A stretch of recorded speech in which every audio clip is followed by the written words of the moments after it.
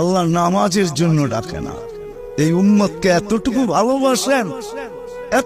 ভালোবাসেন যে আল্লাহ কথা বলার জন্য ডাকেন, নামাজের জন্য ডাকেন না। এই জন্যই মনে হয় কিতাবালা লেখছে মুসাল্লি উনাজি রব্বা, নামাজি আল্লাহর সাথে কথা বলে। রাত্রটা যখন পার হয়ে যায়, সুবে সাদেক যখন হয়ে যায়, তো আল্লাহ চিৎকার দিয়ে মনে হয় বলতে থাকেন, রাতটা পার হয়ে গেল, তোর সাথে কথা হইল না, জলদি একটু উঠ না, একটু আয় না, তোর সাথে একটু কথা বলি না। আবার যখন সকালেরটা ফজরেরটা শেষ হয়ে যায়, আবার দুপুর আসে, তখন যেন আল্লাহ বলতে থাকে, সেই সকালে কথা হইলো, এখন তো দুপুর হয়ে গেল, তোর সাথে কথা হয় না, একটু আয় না, দুপুরে একটু কথা বলি না।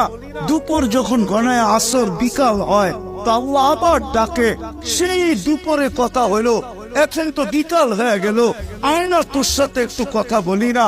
বিকালের পরে যখন সূর্য ডুবে যায়, তো আল্লাহ আবার বলে, সেই বিকালে কথা হইলো, আর সূর্যটা ডুবে গেল, এখন তো রাত্রই হয়ে গেল, আয় না, তোর সাথে একটু কথা বলি না, যেটাকে মাগরিব বলে। আপনি বলবেন এশারের সময় কেন কথা বলে?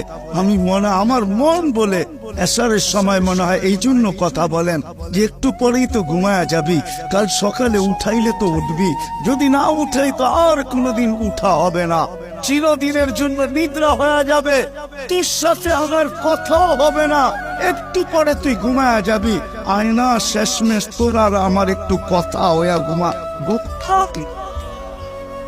আমার তো মনে হয় আল্লাহ কথা বলার জন্য ডাকে, নামাজের জন্য ডাকে না।